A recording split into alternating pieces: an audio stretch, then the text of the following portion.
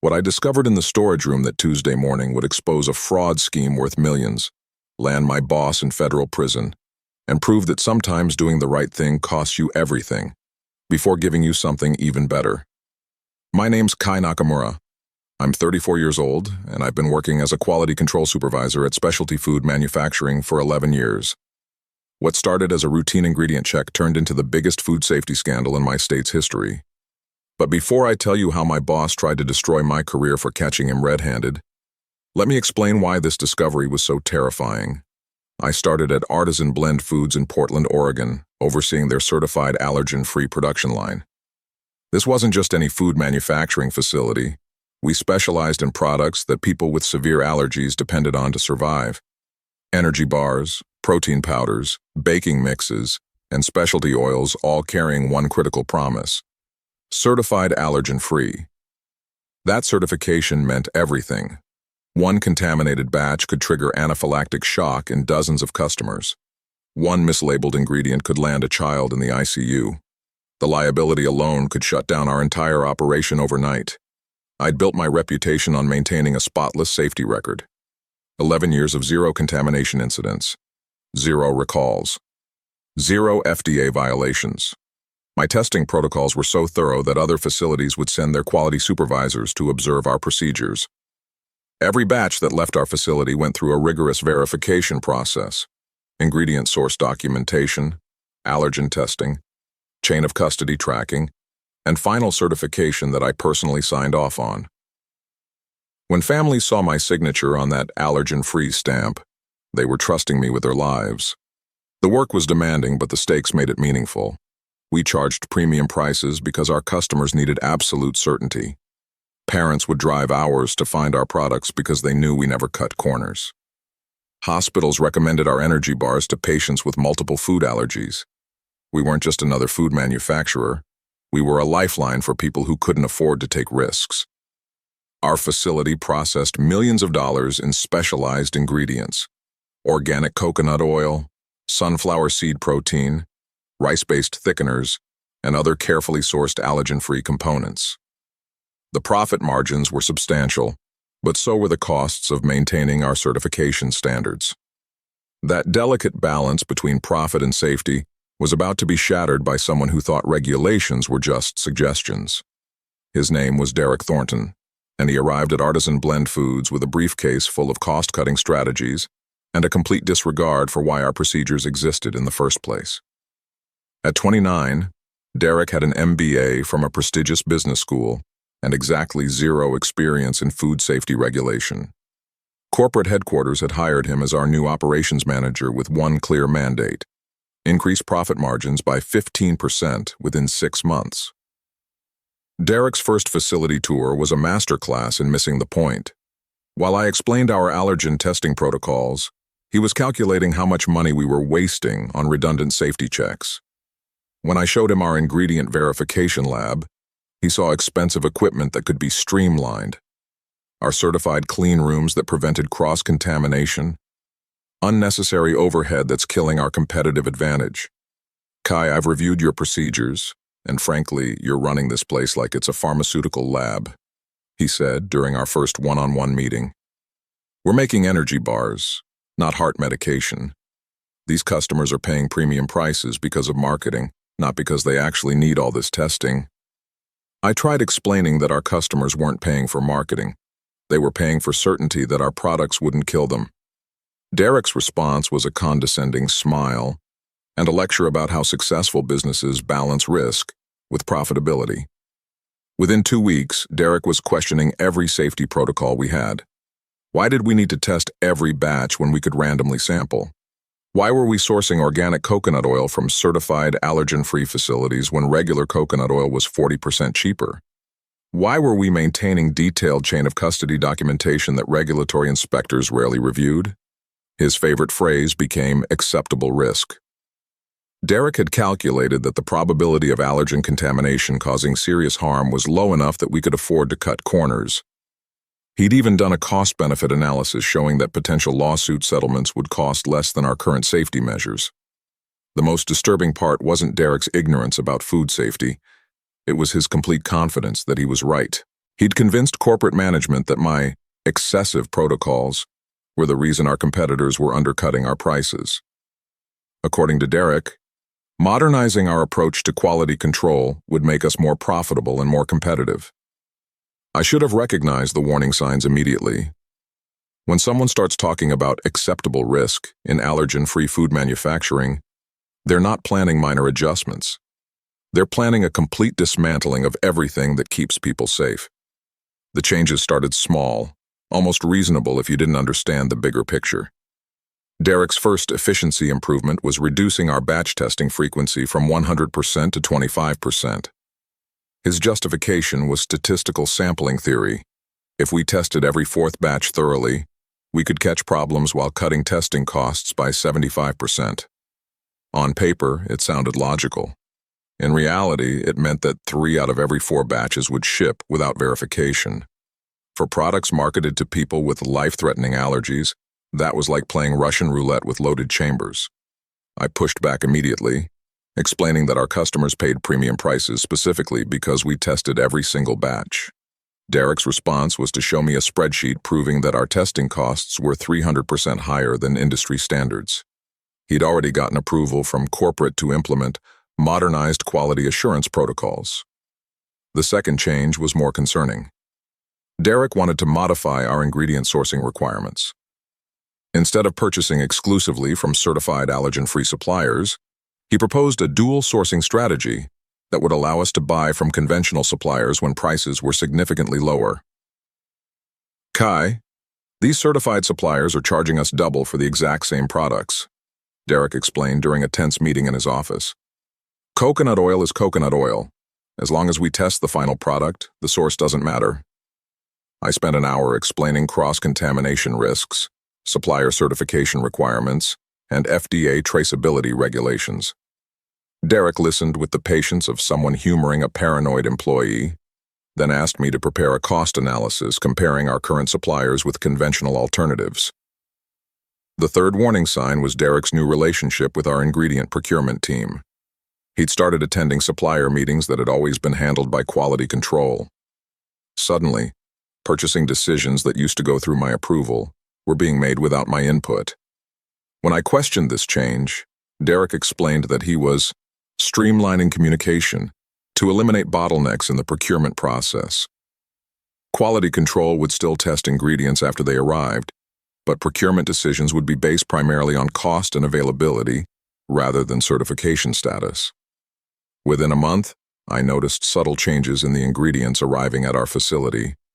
The organic coconut oil we'd used for years was occasionally replaced with similar products from suppliers I didn't recognize. The documentation looked correct, but something felt different about the sourcing patterns. My team started asking questions I couldn't answer. Why were we suddenly getting ingredient deliveries from companies that weren't on our approved supplier list? Why did some batches have different testing requirements than others? Why was Derek personally approving ingredient substitutions that used to require my sign-off? I tried raising these concerns with Derek, but he dismissed them as resistance to change. According to him, I was too attached to outdated procedures that were preventing the company from staying competitive. He suggested that I needed to evolve my thinking about quality control in modern food manufacturing. By month 2 under Derek's management, the problems had escalated from concerning to alarming. The occasional supplier substitutions had become routine. Nearly 40% of our ingredients were now coming from uncertified sources, with Derek personally approving each substitution based on cost savings rather than safety verification. The testing protocol changes were even more disturbing. Derek had convinced corporate to approve a risk-based testing matrix that reduced allergen testing to just 15% of our production batches. His argument was that our clean facility design made comprehensive testing unnecessary and that statistical sampling was sufficient to ensure product safety. What Derek didn't understand, or chose to ignore, was that allergen contamination doesn't follow statistical patterns. A single contaminated ingredient could affect multiple batches processed on the same equipment. By testing only a fraction of our output, we were creating huge blind spots in our safety monitoring. I started documenting everything. Every supplier substitution, every skipped test, every deviation from our established protocols. My files grew thicker each week as Derek continued implementing changes that prioritized cost reduction over safety compliance. The most troubling development was Derek's attitude toward our allergen-free certification. He'd started questioning whether we really needed to maintain our expensive certification status, suggesting that we could market our products as low allergen risk instead of certified allergen-free and save thousands in compliance costs. "Kai, you're thinking like a regulator instead of a businessman," Derek said during one particularly heated discussion. "Our customers trust our brand. They don't need to see expensive certifications on every label. They just need to know that we're careful about what goes into our products." I explained that our certification wasn't marketing. It was a legal guarantee backed by comprehensive testing and documentation. Families with severe allergies bought our products specifically because of that certification. Without it, we were just another food manufacturer making unverified safety claims. Derek's response was to show me market research, indicating that price was a bigger factor in purchasing decisions than certification status. According to his data, we could maintain our market share while charging lower prices if we eliminated unnecessary compliance costs. The breaking point came when Derek started pressuring my team directly. He'd begun holding separate meetings with my quality control technicians, explaining how excessive testing was threatening their job security. If the company couldn't reduce costs, corporate might need to consider outsourcing quality control to a third-party testing facility. My team members started asking me privately whether they should follow Derek's modified procedures or stick with the protocols I'd trained them on. They were caught between their supervisor's safety requirements and their manager's efficiency demands, knowing that their jobs might depend on choosing the right side. I realized that Derek wasn't just cutting corners. He was systematically dismantling our entire quality control infrastructure. Every change he implemented created opportunities for contamination that our testing protocols would no longer catch. He was turning our allergen-free facility into a potential death trap, one cost-saving measure at a time. 3 months into Derek's reign of efficiency improvements, I discovered something that made my blood run cold. I'd arrived early that Tuesday morning to review pending test results when I noticed something odd in our ingredient storage area. There were pallets of coconut oil containers that didn't match our usual supplier packaging. The labels looked almost identical to our certified organic coconut oil, but the batch numbers were different, and the supplier codes didn't match anything in our approved vendor database. When I checked the delivery documentation, I found invoices from Coastal Processing Solutions, a company I'd never heard of, and that definitely wasn't on our certified allergen-free supplier list. I pulled samples for immediate testing and started digging through our procurement records. What I found was a systematic pattern of ingredient substitution that had been hidden from quality control oversight. Derek had been authorizing purchases from uncertified suppliers, then having the ingredients repackaged with labels that matched our approved suppliers. The coconut oil from Coastal Processing wasn't organic, wasn't certified allergen-free, and according to their supplier documentation, was processed in facilities that also handled peanuts and tree nuts. The same oil that Derek had been substituting for our premium certified ingredients contained exactly the allergens that could kill our customers. But the labeling fraud went deeper than just coconut oil. I found evidence of substituted sunflower protein powder, rice flour, and natural flavoring agents, all from uncertified suppliers, all processed in facilities with allergen cross-contamination risks, all being used in products that carried our certified allergen-free guarantee. The financial scope was staggering. Derek had been saving the company nearly $75,000 per month by using cheaper, contaminated ingredients while maintaining the premium pricing of certified allergen-free products. The profit margin improvement that corporate was celebrating was being generated by fraud that put thousands of customers at risk. I ran emergency tests on the substituted ingredients and found exactly what I'd feared: detectable levels of peanut and tree nut proteins in products that were being labeled as completely allergen-free. We had been shipping contaminated products for at least 2 months, possibly longer. The legal implications alone were terrifying. Every package that left our facility with false allergen-free labeling was a potential lawsuit waiting to happen. If someone with severe allergies consumed our contaminated products, The resulting medical emergency could be fatal, and the liability could bankrupt the company. I immediately pulled all products containing the substituted ingredients from our shipping queue and began documenting everything I'd discovered. Derek had created a paper trail that showed systematic ingredient fraud, safety protocol violations, and deliberate mislabeling of allergen-free products. This wasn't just cutting corners or bending regulations anymore. Derek was committing ingredient fraud on a massive scale, using my quality control signature to certify products that he knew were contaminated. He had turned me into an unwitting accomplice in a scheme that could kill people. I sat in my office staring at the test results, trying to process the magnitude of what was happening. Derek hadn't just been ignoring safety protocols. He'd been actively circumventing them while maintaining the illusion of compliance. The question now was what to do about it. My first instinct was to follow proper company protocol. I drafted a detailed report documenting the ingredient substitutions, the contamination test results, and the potential legal liability we were facing. I included photographs of the mislabeled ingredients, copies of the fraudulent supplier documentation, and calculations showing how many contaminated products had already been shipped. I submitted the report through official channels to our regional safety director, corporate compliance office, and quality assurance headquarters. The response was swift and disappointing. My concerns had been received and would be reviewed by the appropriate departments. 2 weeks passed with no action. The contaminated ingredients were still being used. Derek's substitution scheme was still operating. Products with detectable allergen contamination were still shipping to stores across the Pacific Northwest with my quality control signature on them. I requested a meeting with the regional safety director to discuss my findings in person. The meeting was scheduled, then postponed, then canceled entirely. When I called to reschedule, I was told that Derek had already addressed my concerns and that the issues I'd raised were procedural disagreements rather than safety violations. Derek had clearly gotten to corporate management before my report could be properly investigated. He'd framed my documentation as the complaints of a rigid supervisor who was resisting necessary operational improvements. According to Derek's version, I was exaggerating minor procedural changes because I couldn't adapt to modern manufacturing practices. Meanwhile, the pressure on me was increasing daily. Derek started requiring my approval for every quality control decision, then questioning each approval in writing.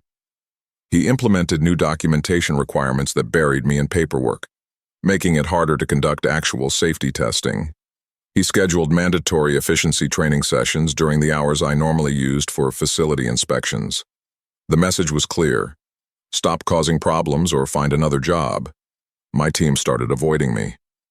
Derek had convinced them that my inflexibility was putting their employment at risk, and that cooperating with his new procedures was the only way to save their jobs. When I tried to explain the safety risks of the ingredient substitutions, they listened politely, but continued following Derek's modified protocols. I tried reaching out to our external certification auditors, thinking they might intervene if they understood what was happening. But Derek had scheduled the next audit for 6 months out, giving him plenty of time to hide the evidence of his substitution scheme. By the time auditors returned, all traces of the contaminated ingredients would be gone. The most frustrating part was watching Derek's success with corporate management. His monthly reports showed impressive cost reductions and efficiency improvements. The contaminated products hadn't caused any reported health incidents yet, which Derek cited as proof that his risk assessment had been correct. Corporate headquarters was so pleased with Derek's performance that they'd started asking other facilities to implement similar optimization strategies. Derek was being positioned as a rising star in the company, while I was being portrayed as an obstacle to progress. I realized that working within the system wasn't going to stop the ingredient fraud. Derek had effectively neutralized internal oversight, and corporate management was too impressed with his cost savings to investigate his methods carefully. If I wanted to protect our customers from contaminated products, I was going to have to go outside the company for help. The decision to contact the FDA wasn't easy. I'd spent 11 years building my career at Artisan Blend Foods, and I knew that whistleblowing would probably end my employment there. But every day that passed meant more contaminated products reaching customers who trusted our allergen-free guarantee. I spent a weekend researching the proper procedures for reporting food safety violations to federal regulators. The FDA's guidance was clear. Employees who observe violations that pose imminent health risks have both the right and the responsibility to report those violations directly to regulatory authorities.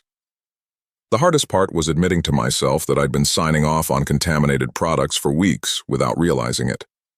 My quality control signature was on shipping documentation for thousands of products that contained undisclosed allergens. I'd become an unwitting participant in Derek's fraud scheme, and that realization was devastating.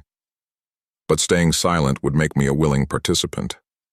Every contaminated energy bar that shipped with my certification could trigger anaphylactic shock in someone with severe allergies. Every protein powder with hidden peanut contamination could send a child to the emergency room. The potential consequences of Derek's ingredient fraud were life-threatening, and I was the only person with enough evidence to stop it. I drafted a comprehensive report for the FDA's Office of Regulatory Affairs, including everything I documented about Derek's substitution scheme. I attached lab test results showing allergen contamination in products labeled as allergen-free. I included photographs of the mislabeled ingredients and copies of the fraudulent supplier documentation. I provided shipping records showing exactly which contaminated products had been distributed to which retail locations. The most difficult part of the report was explaining my own role in the situation. I had to admit that I'd been unknowingly certifying contaminated products, and that my attempts to address the problem through internal channels had been unsuccessful. I had to acknowledge that my quality control signature had been used to validate products that violated FDA safety regulations. Before submitting the report, I made copies of all my documentation and stored them in multiple secure locations. I knew that once the FDA received my complaint, Derek would likely try to destroy evidence or retaliate against me for reporting the violations. On Monday morning, I submitted my report through the FDA's online safety reporting system and sent copies to both the Regional Compliance Office and the Headquarters Food Safety Division. I also forwarded copies to the State Health Department and our facility's insurance carrier, knowing that the legal liability implications would force rapid action. Then I waited. The FDA's guidance indicated that they would acknowledge receipt of my report within 48 hours and begin their investigation within 1 week. In the meantime, I continued documenting Derek's activities while preparing for whatever retaliation was coming. I knew that Derek would discover my FDA report soon enough.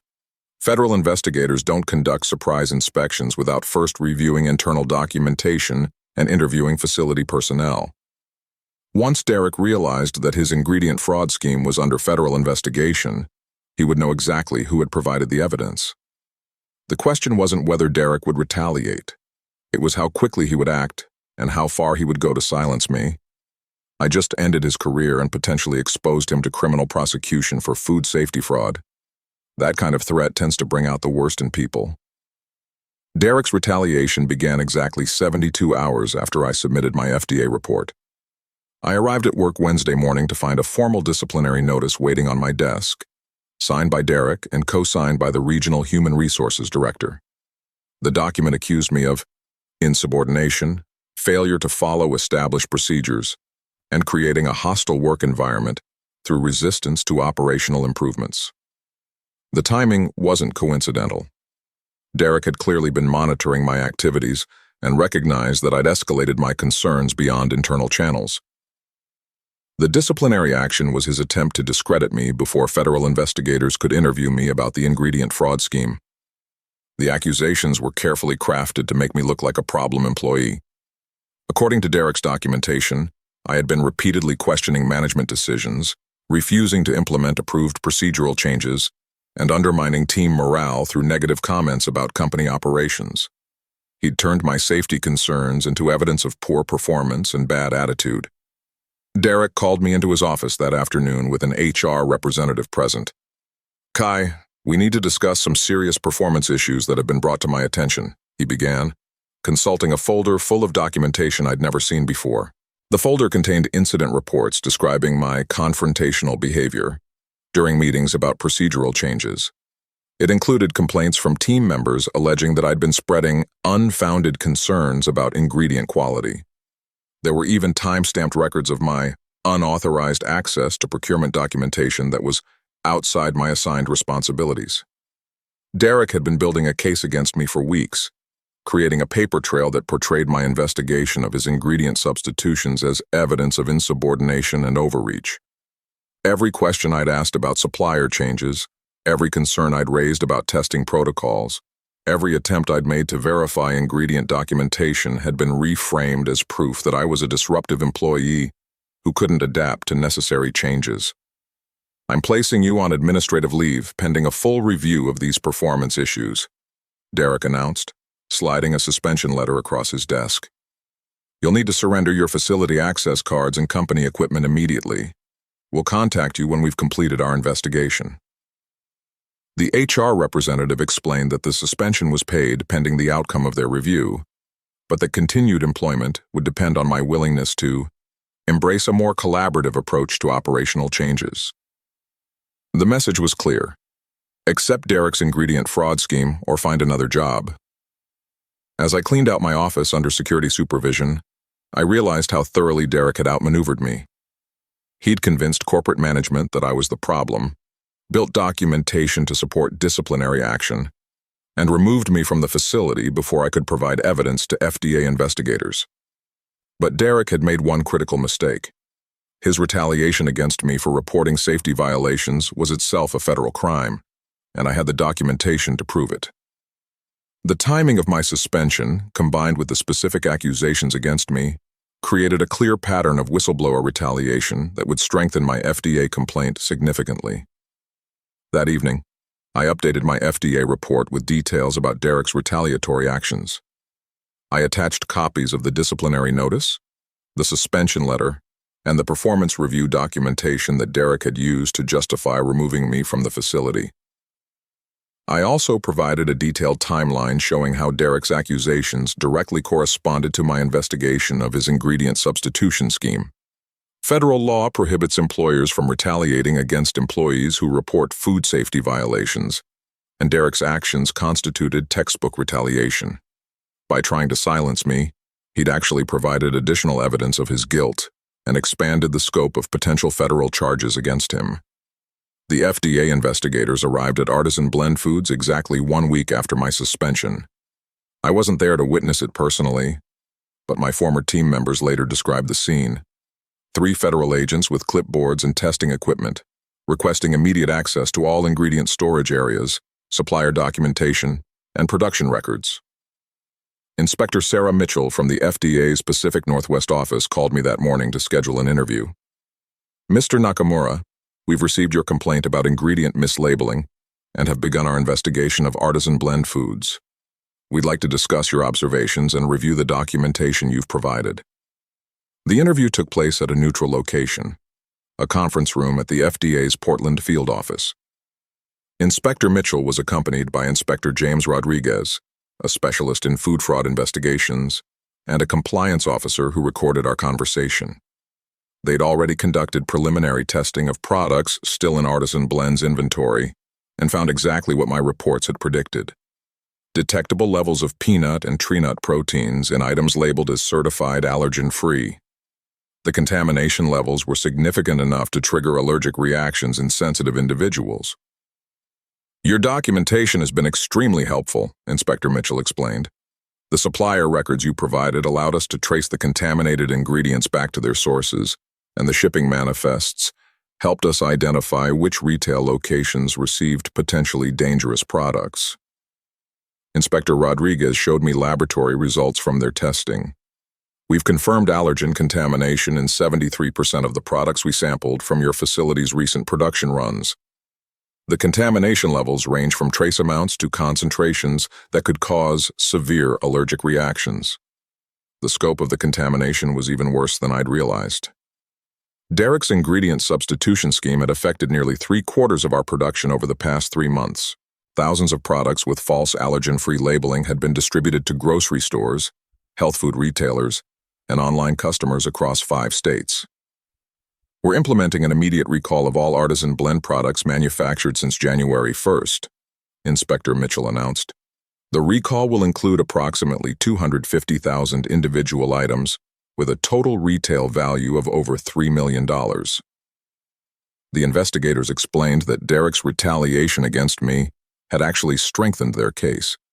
His attempt to discredit me through disciplinary action, combined with the timing of my suspension, provided clear evidence of whistleblower retaliation that would support additional federal charges. Mr. Thornton's actions after your complaint was filed demonstrate consciousness of guilt, Inspector Rodriguez explained. Innocent managers don't typically suspend employees immediately after those employees report safety violations to federal authorities. The FDA was also investigating Derek's supplier fraud scheme. The repackaging and relabeling of ingredients to hide their true sources constituted wire fraud, mail fraud, and violations of federal food safety regulations. Each contaminated product that crossed state lines represented a separate federal offense. We'll need you to testify about your observations if this case goes to trial, Inspector Mitchell informed me. Your inside knowledge of the facility's operations and your documentation of Mr. Thornton's activities will be crucial evidence in any prosecution. I agreed to cooperate fully with their investigation, knowing that Derek's ingredient fraud scheme needed to be exposed publicly to prevent similar violations at other facilities. The recall would protect consumers from contaminated products, but prosecution would send a message that food safety fraud carries serious consequences. As I left the FDA office, I realized that Derek's attempt to silence me had backfired completely. His retaliation had provided federal investigators with additional evidence, while my suspension had given me the freedom to cooperate fully with their investigation without workplace interference. The FDA's public announcement of the artisan blend foods recall made headlines across the Pacific Northwest. Massive allergen-free food recall affects 250,000 products, read the front page of the Portland Tribune. The story detailed how systematic ingredient fraud had resulted in peanut and tree nut contamination in products specifically marketed to people with life-threatening allergies. Derek's name appeared prominently in the coverage as the operations manager responsible for implementing the cost-cutting measures that led to the contamination. The articles described his ingredient substitution scheme, the repackaging fraud, and his retaliation against the whistleblower who'd exposed the violations. Artisan Blend Foods' stock price collapsed immediately. The company faced potential liability for thousands of customers who'd purchased contaminated products, plus the cost of the recall itself, legal fees, and regulatory fines. Industry analysts estimated the total financial impact at over $50 million. More importantly, the recall prevented potential health emergencies. The FDA's investigation found that several customers had already experienced allergic reactions after consuming artisan blend products, but hadn't connected their symptoms to the supposedly allergen-free foods they'd eaten. The recall announcement prompted dozens of additional consumers to report similar incidents. Derek was terminated immediately after the FDA announcement, along with 2 procurement managers who'd helped implement his supplier substitution scheme. The company's board of directors issued a public apology and announced new leadership focused on restoring safety compliance. 3 weeks later, federal prosecutors filed criminal charges against Derek for food safety fraud, wire fraud, and whistleblower retaliation. Each contaminated product that crossed state lines represented a separate federal offense, resulting in over 400 individual criminal counts. The maximum penalty for his charges exceeded 20 years in federal prison. Derek's defense attorney tried to argue that he'd been following cost-cutting directives from corporate management. But the evidence showed he'd initiated the ingredient substitution scheme without authorization and had actively concealed the contamination from safety oversight. His retaliation against me proved his awareness that his actions were illegal. The civil lawsuits began immediately. Families whose children had experienced allergic reactions filed suit against both Artisan Blend Foods and Derek personally. Consumer protection organizations sued on behalf of all customers who'd purchased mislabeled products. The company's insurance carriers launched their own investigation to determine whether Derek's fraud voided their coverage. 6 months later, Derek pleaded guilty to federal fraud charges in exchange for a reduced sentence. He was ordered to pay $2.3 million in restitution to affected customers and sentenced to 42 months in federal prison. His guilty plea included admissions that he'd knowingly mislabeled contaminated products and retaliated against me for reporting safety violations. Artisan Blend Foods agreed to a consent decree with the FDA requiring independent safety monitoring for 5 years. The company paid $15 million in fines and settlement costs, but managed to avoid criminal prosecution by cooperating fully with the investigation and implementing comprehensive safety reforms. The facility where I'd worked for 11 years was permanently closed. The contamination had destroyed consumer confidence in the Artisan Blend brand, and the company decided to consolidate operations at other locations rather than try to rebuild their reputation in Portland. 63 employees lost their jobs when the facility closed, including many of the team members I'd trained and supervised. That was the hardest part of the entire ordeal, knowing that good people had suffered consequences because their manager chose profit over safety. The phone call came 2 weeks after Derek's sentencing. Jennifer Walsh, Vice President of Quality Assurance at Premium Foods Northwest, had been following the Artisan Blend case and wanted to discuss an opportunity with me. "Kai, we've been impressed with your documentation during the FDA investigation and your commitment to safety compliance under difficult circumstances," she explained during our initial conversation.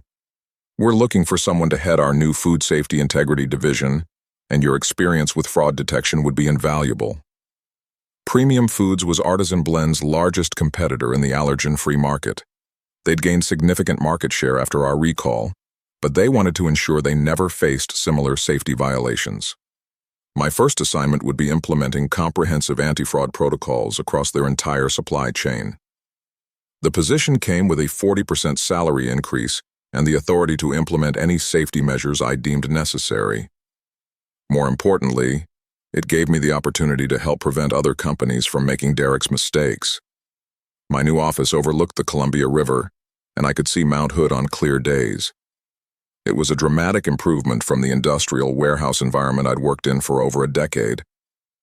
But the real satisfaction came from building something better: safety systems that would protect both consumers and employees from the kind of fraud that had destroyed Artisan Blend. During my first year at Premium Foods, I developed training programs to help quality control professionals recognize signs of ingredient fraud. I created supplier verification protocols that made Derek's substitution scheme impossible to implement undetected. I established whistleblower protection procedures that encouraged employees to report safety concerns without fear of retaliation. The Artisan Blend case had become a landmark example in food safety enforcement. FDA inspectors used Derek's conviction as a training case to help other investigators recognize ingredient fraud patterns. Industry publications featured my story as an example of effective whistleblowing that prevented public health disasters. 6 months ago, I received an unexpected letter from a woman in Seattle whose 8-year-old daughter had severe peanut allergies. She'd purchased Artisan Blend energy bars during the contamination period, but the recall announcement had prompted her to discard them before her daughter could consume them. "Your courage in reporting those safety violations probably saved my daughter's life," she wrote. "I wanted you to know that your decision to speak up mattered to families like ours who depend on accurate labeling to keep our children safe." That letter reminded me why I'd made the difficult decision to contact the FDA despite the personal and professional costs. Derek's ingredient fraud hadn't just been a regulatory violation, it had been a direct threat to vulnerable people who trusted our allergen-free guarantee. Looking back, I realized that losing my job at Artisan Blend was the best thing that could have happened to my career. The experience taught me that doing the right thing, even when it's difficult, creates opportunities that wouldn't have existed otherwise. Derek's attempt to silence me through retaliation had backfired completely, destroying his career while strengthening mine. His 42-month prison sentence served as a warning to other managers who might consider cutting safety corners for short-term profit gains. Most importantly, the recall prevented potentially fatal allergic reactions in thousands of customers who trusted our products. Sometimes the most important victories are the disasters that never happen, because someone was willing to speak up when it mattered most.